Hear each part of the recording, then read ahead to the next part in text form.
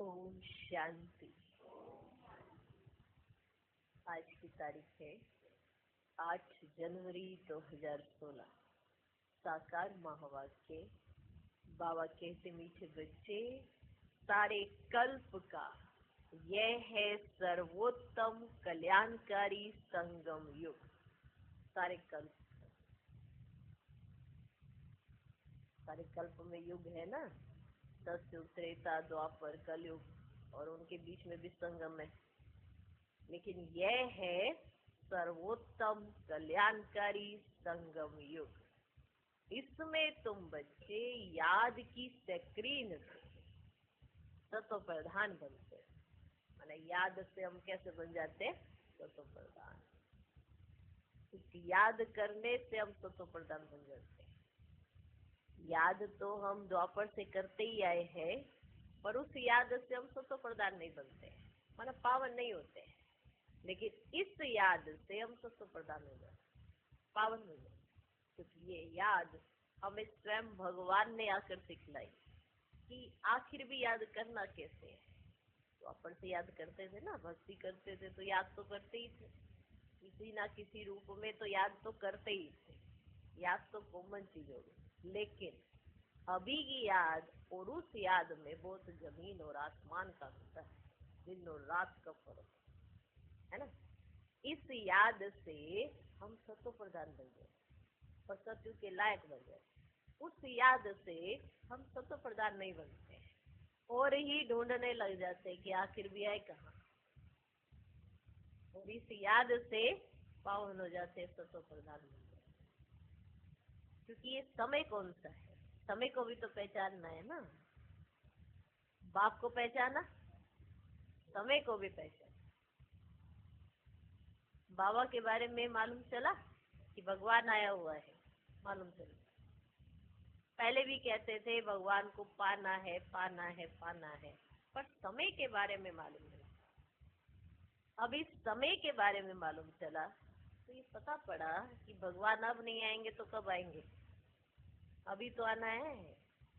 इस पुरुषोत्तम संगम युग पर ही परमात्मा एक ही बार नीचे आते हैं। हम सब तो पाठ बजाती हैं, आत्माएं सतयुग से लेकर कलयुग अंत तक पाठ बजाती हैं, लेकिन परमात्मा एक ही बार पाठ बजाते हैं। वो कौन सा समय? वो है पुरुषोत्तम कल्याणकारी संगम युग। इसे पुरुषोत्तम क्यों कहते हैं? क्योंकि आत्मा जो पुरुष है, माना आत्मा जो जीव आत्मा है, पुरुष कहें कि माना करता है, कर्म करती है। लेकिन ये जब पुरुषोत्तम बनने के लिए कर्म करती है, वो कौन सा समय? इसे कल्याणकारी क्यों कहते हैं? क्योंकि अभी जो परमात्मा हमारे साथ है तो हमारे से हर कर्म वो कल्याण के लिए होगा। अकल्याण हमारा है ही नहीं। कहते ना, ऐसा कोई कर्म ना हो जाए जिससे अकल्याण। लेकिन अगर हम श्रीमत पर चलते हैं और बाप का हाथ और साथ रखते हैं अपने पास, कभी भूलते नहीं है, तो हमारा अकल्याण कोई नहीं। हमें लगेगा कि शायद ये हमारा अकल्याण तो नहीं है, लेकिन अगर बाप का हाथ और साथ है तो हमारा अकल्याण कोई नहीं, भले कुछ भी हो। ऐसा समझ कर चलने वाली आत्मा कितना नशे में रहेगी। सोच के देखो कि मेरा कल्याण नहीं हो सकता। इनडायरेक्ट में लोग ये सोच के अपने अंदर अहंकार पैदा कर लेते थे कि भगवान मेरे पास, जबकि होता नहीं था। अहंकारी बन जाते। अभी हमें तो कितने सारे सोमान मिले हैं, अहंकार नहीं, शुद्ध अहंकार है कि रियल में डायरेक्ट परमात्मा मेरे साथ, रियल में। और वो समय कौन सा है? अब का समय से सही पहचान होती है। जैसे स्कूल में बच्चा जाता है पढ़ने के लिए, तो अभी शुरू के दिन होते हैं तो थोड़ा अलबेलापन भी हो जाता है उसके अंदर, कभी इधर कभी। लेकिन जो फाइनल एग्जाम होने से पहले उसके अंदर अलर्टनेस आ जाती है। क्यों? क्योंकि समय आ गया है। पूरे साल तो बहुत मौज मस्ती की, अभी आखिरी समय है ना। तो हमने भी पूरा समय तो बहुत मौज मस्ती की है, अभी आके कहाँ खड़े हुए हैं? कल्याणकारी पुरुषोत्तम संगम युग पर। तो इस समय की पहचान बहुत जरूरी। सब कुछ करते हैं हम, लेकिन इस समय को अगर नहीं पहचाना तो ये तो हाथ से छूट जाएगा। तो बाप के साथ साथ समय की पहचान होना भी बहुत जरूरी। कई कहते हमने बाबा को तो पहचान लिया ना, निश्चय तो है ना, निश्चय और बाबा को पहचान लिया, पर समय को नहीं पहचाना तो पुरुषार्थ कैसे करेगी? तो भी आत्मा पुरुषार्थहीन हो जाती है, नहीं कर पाते पुरुषार्थ। कहते हो जाएगा, कर लेंगे, और इतने में समय आ जाएगा बाप के जाने का, फिर क्या करेंगे? क्योंकि समय नहीं पहचाना। बाप को कहते हमने पहचान लिया भगवान आया हुआ है, और अपने अपने काम काज में हम बिजी हो गए, और इतने में समय आ गया परमात्मा के वापस घर जाने से। इसलिए इस याद से जो हम सतो प्रधान बन सकते हैं वो अभी समय, फिर नहीं है। सतो प्रधान बनने का अभी समय, अभी है वो समय जब ये निर्धारित होगा कौन क्या बनेगा, क्या पद पाएगा, क्या आगे होने वाला है। ठीक, ओके। सारे कल्प का ये है सतो प्रधान, माना सर्वोत्तम बनने का कल्याणकारी पुरुषोत्तम संगम।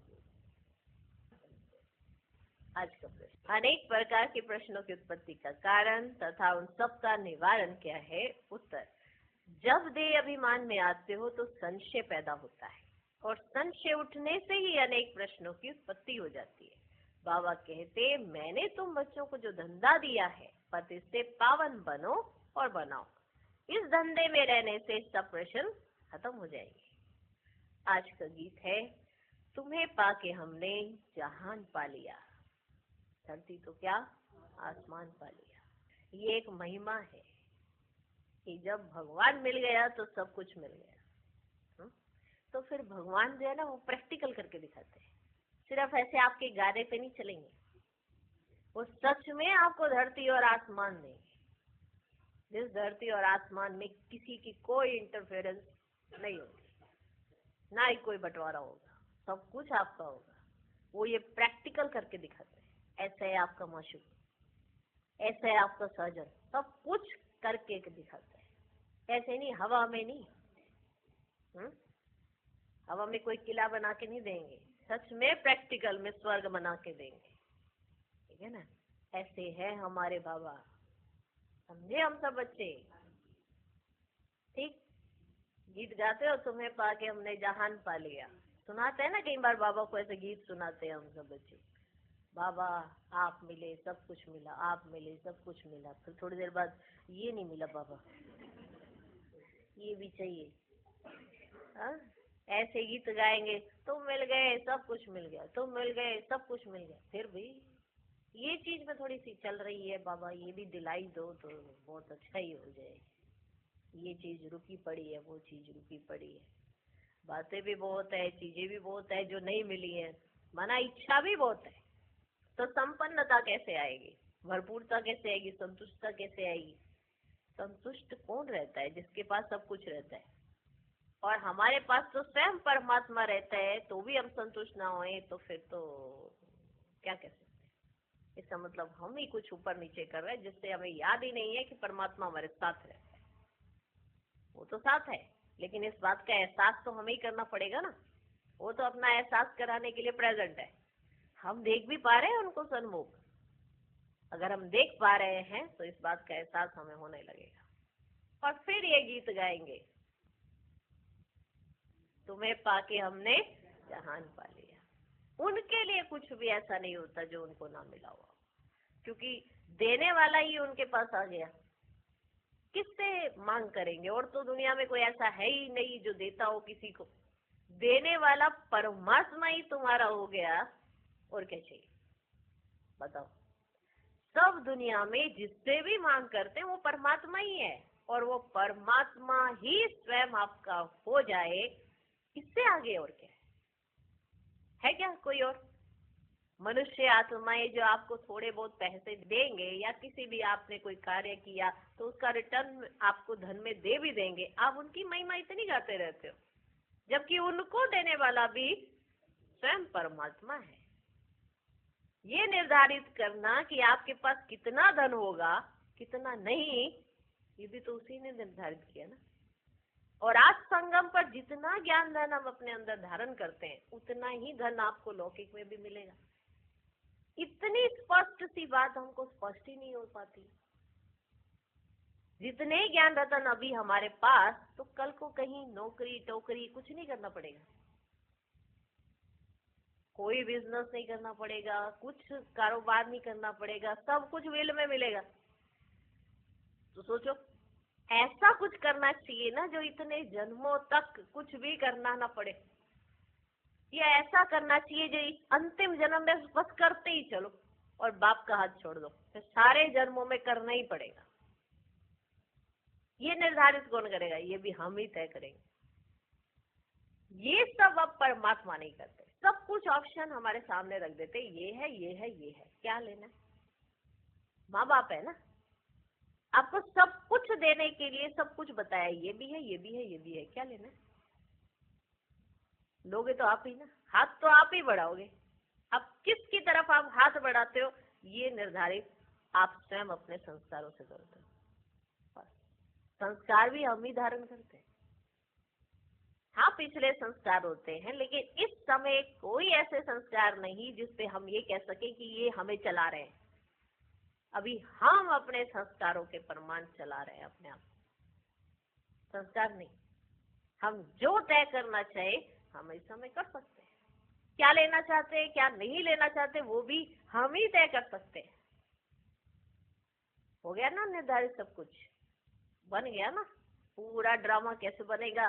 कई सोचते हैं भगवान ने तो ऐसे ही बना दिया। भगवान ने ऐसे नहीं बनाया। संगम युग पर आकर सबको सब कुछ देकर फिर कहा अब तुम्हें कौन चाहिए, बाहर की दुनिया या मैं? बाबा ने आज के समय में सब बच्चों को सब कुछ दे रखा है। साइंस का युग है ना, बाहर की दुनिया में सब कुछ मिल रहा है जो भगवान हमको ऑटोमेटिक देते हैं। अब इसमें से तय करना है बाबा आपको चाहिए या बाबा के द्वारा बनाई हुई चीजें आपको चाहिए। जो पांडवों को चाहिए था वो था भगवान, तो भगवान उनके साथ रहा। भगवान ने कहा मैं कोई अस्त्र शस्त्र नहीं उठाऊंगा, मैं ऐसा कोई कार्य नहीं करूंगा, करना तुम, लेकिन मैं तुम्हें गाइड जरूर करूंगा। वही आज का समय चल रहा है। आज का समय हम परमात्मा के साथ हैं, वो हमको कदम कदम पर गाइड कर रहे हैं, लेकिन हमको कोई चमत्कार नहीं दिखाएंगे। और बाकी दुनिया में उन्होंने अपनी चमत्कारी शक्तियां भेज दी हैं और उसी के वशीभूत होकर अपना कार्य समझ रहे हैं कि हमारे पास भगवान है। और भगवान कोई चमत्कारी शक्ति नहीं दिखाते, सिर्फ नॉलेज देते हैं, माना ज्ञान सुनाते हैं। वो है गीता का ज्ञान। सिर्फ अर्जुन ने सुना, सबने सुना, लेकिन सबने सुनते हुए भी नहीं सुना, क्योंकि वो तो समझते थे कि परमात्मा की इतनी सारी शक्तियां तो हमारे पास हैं। माना कौरवों ने क्या समझा कि जो परमात्मा के जो सेना है वो तो मेरे पास है ना, तो सेना में बल होगा। अब परमात्मा ने तो कह दिया मैं अस्त्र शस्त्र कुछ भी नहीं उठाता हूँ, तो उनका क्या करना मैंने? तो कौरवों ने ऐसा सोच लिया। यादगार बड़ा अच्छा बनाया है, उचित एकदम। तो बाहर की दुनिया में सबने क्या सोचा कि परमात्मा की सारी शक्तियां तो हमारे पास है, परमात्मा आया भी तो पहले ये शक्तियां दिखाए। तो परमात्मा ने वो शक्तियां दिखानी बंद कर दी। कहा मैं आकर सिर्फ एक ही काम करूंगा, गीता का ज्ञान दूंगा। और वो गीता का ज्ञान माना नॉलेज आज जो आप ले रहे हो। अब ये परखे कौन? जो अर्जुन हो सो परखे। अब हमारा तुम्हारे कौन अर्जुन है कौन अर्जुन नहीं है, कौन पांडव है, वो ये सब नंबरवार हम सब हो जाते हैं। ज्ञान सबको मिल चुका है, ठीक है। अब पांडव कौन बनेंगे, कौरव कौन बनेंगे, ये सब हमारा पुरुषार्थ है। हमें परमात्मा मिल गया, हमें और क्या चाहिए? समझे? जिसके पास स्वयं भगवान हो उसे और क्या चाहिए? चाहिए कुछ? कुछ भी नहीं, कोई चाहना नहीं, क्योंकि उसके पास सब कुछ ही रहेगा। भले ये सोच के कि परमात्मा को लिया, मैंने परमात्मा को ले लिया, मेरे पास सब कुछ है, ऐसा नहीं। हमें वही चाहिए भले कुछ ना हो। ऐसा अर्जुन, मार्गदर्शन करने वाला मिल गया, और क्या चाहिए? आपका मार्ग कठिन नहीं है, सब कुछ है। या आपको धन दौलत सब कुछ, वो चमत्कारी शक्तियां चाहिए, वो चाहिए? किसी को ऐसे ऐसे ऐसे करके ऐसे दिखा दे, वो चाहिए क्या? किसी के ऐसे सिर पे हाथ रखा बीमारी दूर करे, वो कर चाहिए क्या? इसलिए बाबा ऐसा धंधा नहीं करते हैं। बाबा पतित आत्मा को पावन बनाने का धंधा करते और कराते हैं। ये हम कर रहे हैं, ठीक है जी। ऐसी मीठी सेट करिए। इसलिए बाबा चाहिए, या बाबा की चमत्कारी शक्ति, या जो दुनिया में अभी दुनिया उससे चल रही है, दुनिया उससे चल रही है।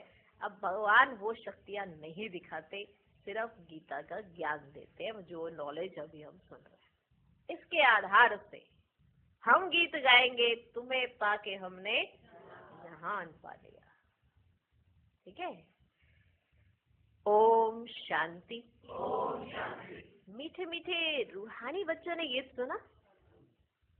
ये किसने कहा मीठे मीठे रूहानी बच्चों? जरूर रूहानी बाप ही कह सकते हैं। मीठे मीठे रूहानी बच्चे अभी सम्मुख बैठे, सामने बैठे ना, और बाप बहुत प्यार से समझा रहे हैं। अब तुम जानते हो, सिवाय रूहानी बाप के सर्व को सुख शांति देने व सर्व को इस दुख से लिबरेट करने वाला दुनिया भर में और कोई मनुष्य हो ही नहीं सकता। इसलिए दुख में बाप को याद करते रहते हैं। तुम बच्चे सम्मुख बैठे हो, तुम बच्चे सम्मुख बैठे हो, जानते हो बाबा हमको सुखधाम के लायक बना रहे हैं। सदा सुखधाम का मालिक बनाने वाले बाप के सम्मुख आए हैं। अभी समझते हो, सम्मुख सुनने और दूर रहकर सुनने में बहुत फर्क है। अभी समझते हो, एक है सम्मुख सुनने और दूर रहकर सुनने में बहुत फर्क है। मधुबन में सम्मुख आते हो, मधुबन में सम्मुख आते हो। मधुबन मशहूर है। मधुबन में उन्होंने श्री कृष्ण का चित्र दिखाया है, परंतु श्री कृष्ण है नहीं। तुम बच्चे जानते हो, इसमें मेहनत लगती है। अपने को घड़ी घड़ी आत्मा निश्चय करना है। मैं आत्मा बाप से वर्षा ले रही हूँ। बाप एक ही समय आता है सारे चक्र में। ये कल्प का सुहावना संगम युग है। इसका नाम रखा है पुरुषोत्तम। यही संगम युग है जिसमें सभी मनुष्य मात्र उत्तम बनते हैं। अभी तो सभी मनुष्य मात्र की आत्माएं तमो प्रधान है, तो फिर सतो प्रधान बनती हैं। सतो प्रधान है तो उत्तम है। तमो प्रधान होने से मनुष्य भी कनिष्ठ होते हैं। तो अब आप आत्माओं को सम्मुख बैठ समझाते हैं। सारा पाठ आत्मा ही बजाती है, ना कि शरीर। तुम्हारी बुद्धि में आ गया है कि हम आत्मा असल में निराकारी दुनिया व शांति धाम में रहने वाले हैं। ये किसको भी पता ही नहीं है, ना खुद समझा सकते हैं। तुम्हारी बुद्धि का अब ताला खुला है। तुम्हारी बुद्धि का ताला खुला, तुम्हारी बुद्धि का अब ताला खुला है। तुम समझते हो बरोबर, आत्माएं परम धाम में रहती हैं। वह है इनकॉर्पोरियल वर्ल्ड और यह है कॉर्पोरियल वर्ल्ड। यहाँ हम सब आत्माएं एक्टर्स, पार्टधारी हैं। पहले पहले हम पार्ट बजाने आते हैं, फिर नंबरवार आते जाते हैं। सभी एक्टर्स इकट्ठे नहीं आ जाते। ये स्टेज है ना एक तरह की, सभी एक्टर्स इकट्ठे नहीं आ जाते। भिन्न भिन्न प्रकार के एक्टर्स आते जाते हैं। सब इकट्ठे तब होते जब नाटक पूरा होता है। सब एक्टर्स स्टेज पर कब इकट्ठे होंगे? जब नाटक पूरा होता है। अभी तुमको पहचान मिली है, हम आत्मा असुल शांति धाम की रहवासी हैं। यहाँ आते हैं पाठ बजाने। बाप सारा समय पाठ बजाने नहीं आते हैं। ऐसे नहीं कि बाबा सतयुग में भी आए, त्रेता में, द्वापर, कलयुग, ऐसे नहीं। बाप सारा समय पाठ बजाने नहीं आते हैं। हम ही पाठ बजाते बजाते सतो प्रधान से तमो प्रधान बन जाते हैं। अभी तुम बच्चों को सम्मुख सुनने में बड़ा मजा आता है। अभी तुम बच्चों को सम्मुख सुनने में बड़ा मजा आता है। इतना मजा मुरली पढ़ने से नहीं आता। यहाँ सम्मुख हो ना, यहाँ सम्मुख हो ना। तुम बच्चे समझते हो कि भारत गॉड गॉडेज का स्थान था, अभी नहीं है। चित्र देखते हो, था जरूर। हम वहाँ के रहवासी थे। पहले पहले हम देवता थे। अपने पाठ को तो याद करेंगे ना? अपने पाठ को तो याद करेंगे कि भूल जाएंगे? अपने पाठ को याद करेंगे कि क्या थे हम, कि भूल जाएंगे? बाप कहते तुमने यहाँ ये पाठ बजाया, ये ड्रामा है। नई दुनिया तो फिर जरूर पुरानी दुनिया होती है। पहले पहले ऊपर से जो आत्माएं आती हैं वो गोल्डन एज में आती है। ये सब बातें अभी तुम्हारी बुद्धि में है। तुम विश्व के मालिक महाराजा महारानी थे। तुम्हारी राजधानी थी। अभी तो राजधानी नहीं है, है? अभी राजधानी नहीं है। अभी तुम सीख रहे हो हम राजाई कैसे चलाएंगे। वहाँ वजीर होते नहीं है, वहाँ वजीर नहीं होते। वहाँ के वजीर यहाँ के वकील है। यहाँ वकील कहा जाता है, वहाँ वजीर कहा जाता है। वहाँ वजीर होते ही नहीं है। राय देने वाले की दरकार ही नहीं ना। राजा की बुद्धि खुद की इतनी महान है कि वहाँ राय लेने की दरकार ही नहीं। अगर कोई से राय ले तो समझा जाएगा उनकी बुद्धि कमजोर है। अभी जो श्रीमत मिलती है वह सत्युग में भी कायम रहती है। अभी तुम समझते हो पहले पहले बरोबर इन देवी देवताओं का आधा कल्प राज्य था। अब तुम्हारी आत्मा रिफ्रेश हो रही है। ये नॉलेज परमात्मा के सिवाय कोई भी आत्माओं को दे ना सके। अभी तुम बच्चों को देही अभिमानी बनना है। शांति धाम से आकर या तुम टोकी बने हो, माना बातचीत करते रहते हो, बोलते ही रहते हैं, है ना? यहाँ पर टोकी बने हो। टोकी होने बिगर कर्म हो ना सके। ये बड़ी समझने की बातें है। जैसे बाप में सारा ज्ञान है वैसे तुम्हारी आत्मा में भी ज्ञान है। आत्मा कहती है हम एक शरीर छोड़ संस्कार अनुसार फिर दूसरा शरीर लेता हूँ। किसने कहा ये? आत्मा ने। समझ रही है कि मेरा जन्म इस घर में क्यों हुआ है, कि मेरे संस्कार ऐसे हैं। ठीक है ना? अभी हम अगर अपने संस्कार अच्छे बना लेंगे तो हमारा जन्म अच्छे कुल में होगा और सदा के लिए अच्छे हो जाएंगे। आत्मा कहती है हम एक शरीर छोड़ संस्कार अनुसार फिर दूसरा शरीर लेता हूँ। पुनर्जन्म भी जरूर होता है।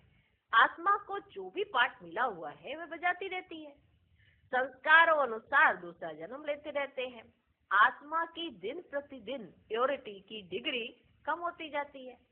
पतित अक्षर द्वापर से काम में लाते हैं। ये पतित अक्षर जो है वो द्वापर से काम में लाते हैं। फिर भी थोड़ा सा फर्क जरूर पड़ता है। तुम नया मकान बनाओ, 1 मास के बाद जरूर कुछ फर्क पड़ेगा ना।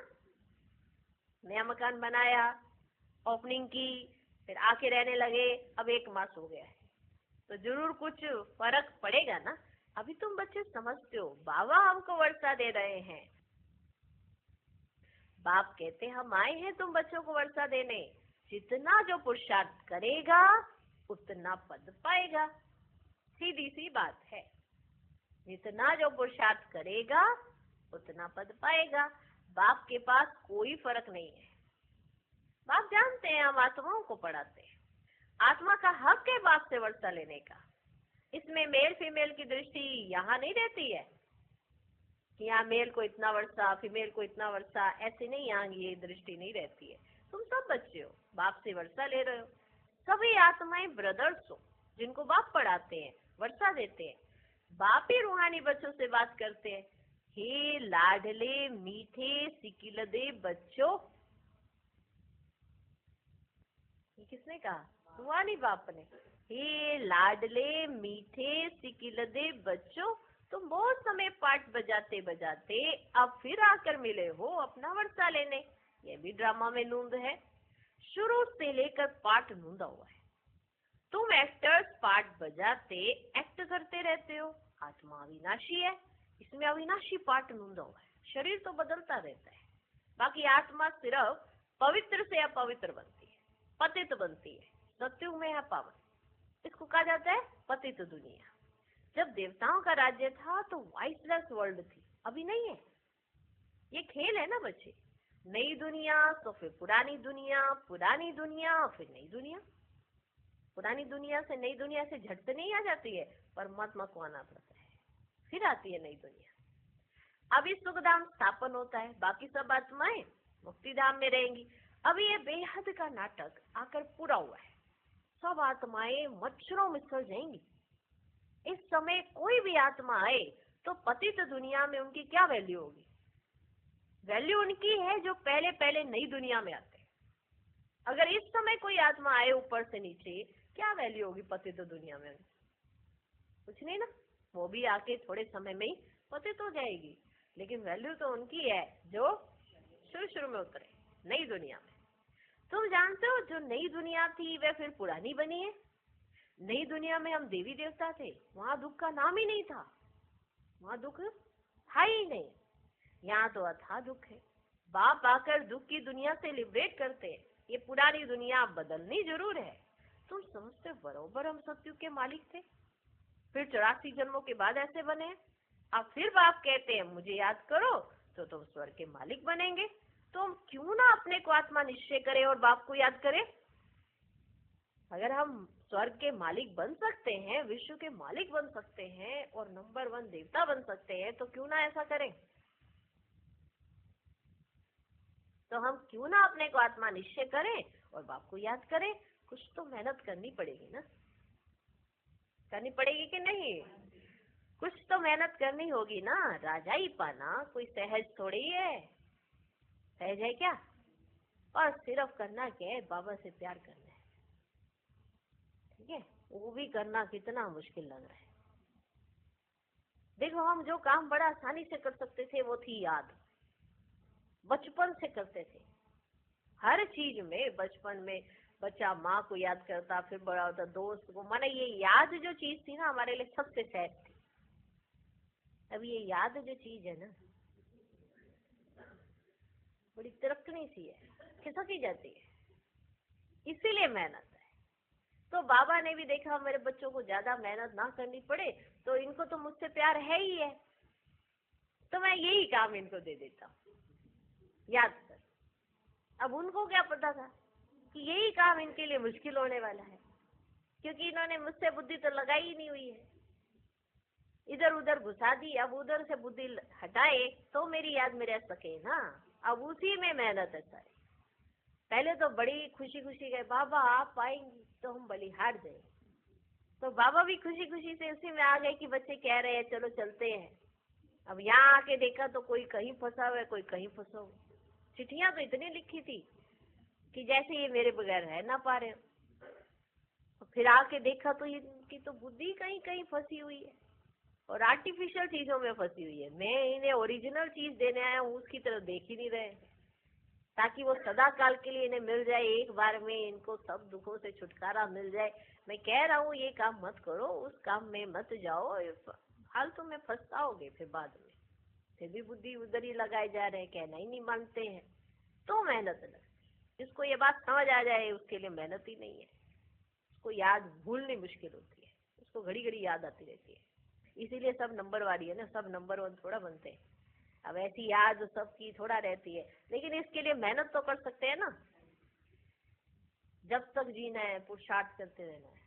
किस बात का? माना एक्यूरेट बनने का, तत्व प्रधान बनने का। ये पुरुषार्थ करना है कि अभी हमारे में थोड़ी कमी है, उसको ठीक करना है। फिर थोड़ी सी और कमी बच जाए, उसको जल्दी ठीक करना है। माना एक्यूरेट बनने का पुरुषार्थ करना है। तो जब तक जीना है पुरुषार्थ करना है, ज्ञान अमृत पीते रहना है। ये भी समझते हो हमारा ये अंतिम जन्म है, इस शरीर का भान छोड़ देही अभिमानी बनना है, ग्रस्त व्यवहार में भी रहना है, पुरुषार्थ जरूर करना है। सिर्फ अपने को आत्मा निश्चय कर आपको याद करो, बस हो गया पूरा। यही है कि अपने को आत्मा निश्चय करो और बाप को याद करो, ग्रस्त व्यवहार में रहो, मीठे होकर रहो। यही तो करना सिखला रहे हैं बाबा। ये है श्रेष्ठ कर्म जो बाबा कहते हैं तुम प्रैक्टिकल में बजाओ, सिर्फ सुनाओ सुनाओ नहीं। दुनिया कहे कि हाँ इनके प्रैक्टिकल जीवन में ये बातें हैं। तमेव माता च पिता तमेव कहते हो ना, ये सब है भक्ति मार्ग की महिमा। तुमको सिर्फ एक अलफ को याद करना है, एक ही मीठी सैक्रीन है। और सब बातें छोड़ एक सैक्रीन माना बाप को याद करो। अभी तुम्हारी आत्मा तमो प्रधान बनी है, उनको सतो प्रधान बनाने के लिए याद की यात्रा में रहो। सबको यही बताओ, बाप से सुख का वर्षा लो। सुख होता ही है सतयुग में। सुखधाम स्थापन करने वाला बाबा है। सुखधाम स्थापन करने वाला बाबा है। बाप को याद करना है बहुत सहज, परंतु माया का ऑपोजिशन बहुत है। इसलिए कोशिश कर मुझ बाप को याद करो तो खाद निकल जाएगी। सेकंड में जीवन मुक्ति गाया जाता है। हम आत्मा रूहानी बाप के बच्चे हैं, वहां के रहने वाले हैं। फिर हमको अपना पार्ट रिपीट करना है। इस ड्रामा के अंदर सबसे जास्ती हमारा पार्ट है। सुख भी सबसे जास्ती हमको मिलेगा। बाप कहते तुम्हारा देवी देवता धर्म बहुत सुख देने वाला है और बाकी सब शांति धाम में ऑटोमेटिकली चले जाएंगे, हिसाब किताब चुकतू कर। जास्ती विस्तार में हम क्यों जाएं? बाप आते ही है सबको वापस ले जाने। मच्छरों सदृश्य सबको ले जाते हैं। सतयुग में बहुत थोड़े होते हैं। ये सारी ड्रामा में नूंद है। शरीर खत्म हो जाएंगे, आत्मा जो अविनाशी है वह हिसाब किताब चुकतू कर चली जाएगी। ऐसे नहीं कि आत्मा आग में पड़ने से पवित्र होगी। आत्मा को यार रूपी योग अग्नि से ही पवित्र होना है। योग की अग्नि है यह। उन्होंने फिर ये नाटक बैठ बनाए हैं। सीता आग से पार हुई, दिखाया ना उन्होंने, सीता आग से पार हुई। आग से कोई थोड़े पावन होना है। बाप समझाते हैं तुम सब सीताएं इस समय पतित हो, रावण के राज्य में हो। अब एक बाप की याद से तुमको पावन बनना है। राम एक ही है। अग्नि अक्षर सुनने से समझते हैं आग से पार हुई। कहाँ योग अग्नि, कहाँ वह आत्मा परम पिता परमात्मा से योग रखने से ही पतित से पावन होगी। रात दिन का फर्क है। देखो कितना फर्क है रात और दिन, उस बात को समझने में। एक वो अग्नि, एक योग अग्नि। रात दिन का फर्क है। हेल में सब सीताएं रावण की जेल में शोक वाटिका में। यहाँ का सुख तो कागविष्टा के समान है, भेंट की जाती है। स्वर्ग के सुख तो अथाह है। तुम आत्माओं की अभी शिव साजन के साथ सगाई हुई है। तुम आत्माओं की अभी शिव साजन के साथ सगाई हुई है, तो आत्मा फीमेल हुई ना? तो आत्मा फीमेल हुई ना? शिव बाबा कहते हैं सिर्फ मुझे याद करो तो तुम पावन बन जाएंगे। शांति धाम जाए फिर सुख धाम में आ जाएंगे। तो बच्चों को ज्ञान रत्नों से झोली भरनी चाहिए। कोई भी प्रकार का संशय नहीं ले आना चाहिए। देह अभिमान में आने से फिर अनेक प्रकार के प्रश्न उठते हैं। फिर बाप जो धंधा देते हैं वे करते ही नहीं है। मूल बात है हमको पति से पावन बनना है। मूल बात है हमको पति से पावन बनना है। दूसरी बातें छोड़ देनी चाहिए। राजधानी की जैसी रस्म रिवाज होगी वह चलेगी। उन बातों में क्यों जाते हो कि वहाँ कैसे चलेगा, क्या होगा, क्या नहीं होगा। जो भी राजधानी की रस्मों रिवाज होगी वह चलेगी। जैसे महल बनाए होंगे वैसे बनाएंगे। ये थोड़ा कि कौन सा बेड होगा, कौन सी खिड़की होगी, वहाँ पे बाथरूम होगा कि नहीं होगा, पूछना पड़ेगा। महल कैसा होगा हमारा, मानो ऊपर छत होगी कि नहीं होगी? नहीं, आजकल तो गुंबद सामान दिखाते ना, गुंबद ही होगी। बस उसी में सोच जा। और राजा वहां से आवाज लगेगा, वहां तक सुनाई देगा रानी को? नहीं, सुनाई तो देगा ही। खाली होएगा तो सुनाई देगा।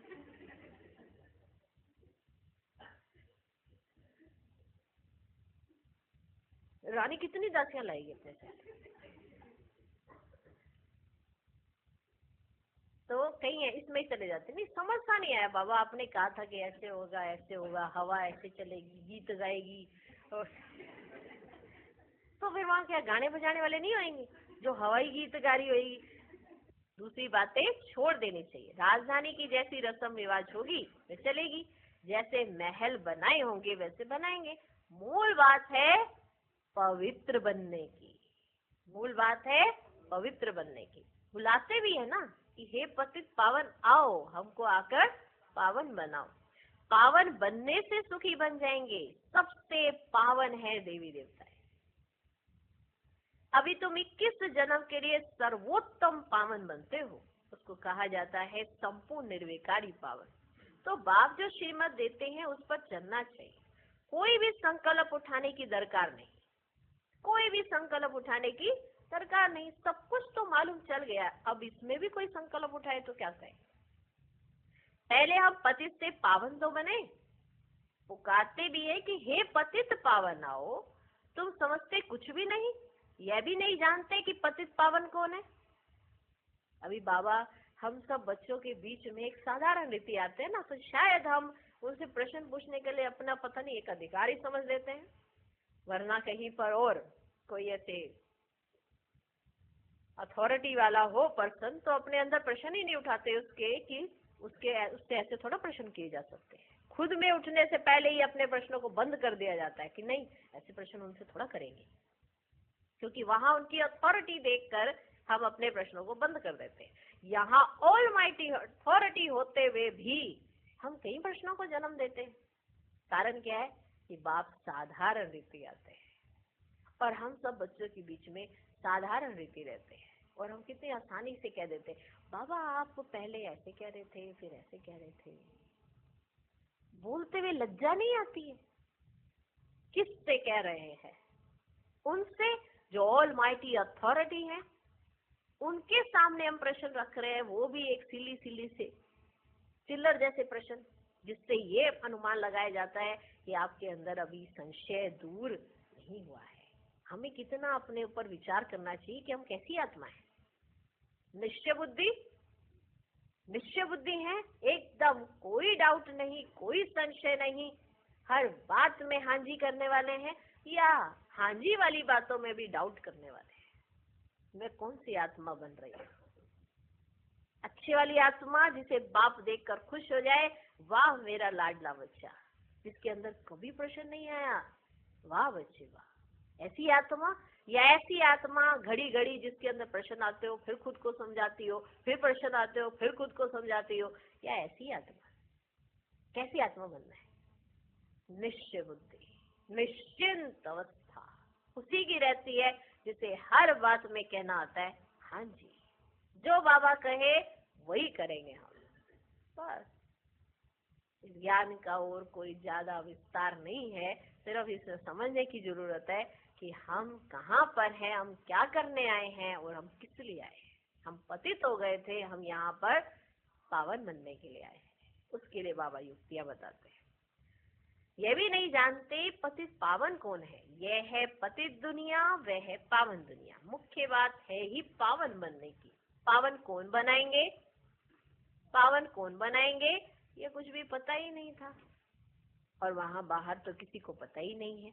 पतित पावन के बुलाते हैं, परंतु बोलो तुम पतित हो तो बिगड़ पड़ेंगे। बुलाते हैं पतित पावन ना हो, लेकिन अगर आप किसी को कह दो कि आप पतित हो तो वो आपके ऊपर बिगड़ पड़ेंगे। अपने को विकारी कोई भी समझते नहीं। कहते हैं गृहस्थी में तो सब थे, राधे कृष्ण लक्ष्मी नारायण को भी बच्चे थे ना, वहां योग बल से बच्चे पैदा होते हैं, ये भूल गए। बच्चे थे लेकिन वो कैसे थे? योग बल से बच्चा पैदा होता है, ये भूल गए। उनको वाइसलेस वर्ल्ड स्वर्ग कहा जाता है, वह है शिवालय। बाप कहते हैं पतित दुनिया में एक भी पावन नहीं। ये बाप जो बाप टीचर और सतगुरु है, जो सबको सदगति देते हैं, वह तो एक गुरु चला जाए तो फिर बच्चे को गद्दी देंगे। अब वह कैसे सदगति में ले जाएंगे? सर्व का सदगति दाता है ही एक। सत्युग में सिर्फ देवी देवता होते, बाकी इतनी सब आत्माएं शांति धाम में चली जाएंगी, रावण राज्य से छूट जाते हैं, वहां सबको पवित्र बनाकर ले जाते हैं। पावन से फिर फट से कोई पतित नहीं बनते हैं, नंबरवार उतरते हैं। सतो प्रधान से सतो रजो तमो। तुम्हारी बुद्धि में 84 जन्मों का चक्र बैठा है। तुम जैसे अब लाइट हाउस हो, ज्ञान से इस चक्र को जान गए हो कि यह चक्र कैसे फिरता है। अभी तुम बच्चों को और सबको रास्ता बताना है। सब नैयाएं हैं, तुम पायलट हो।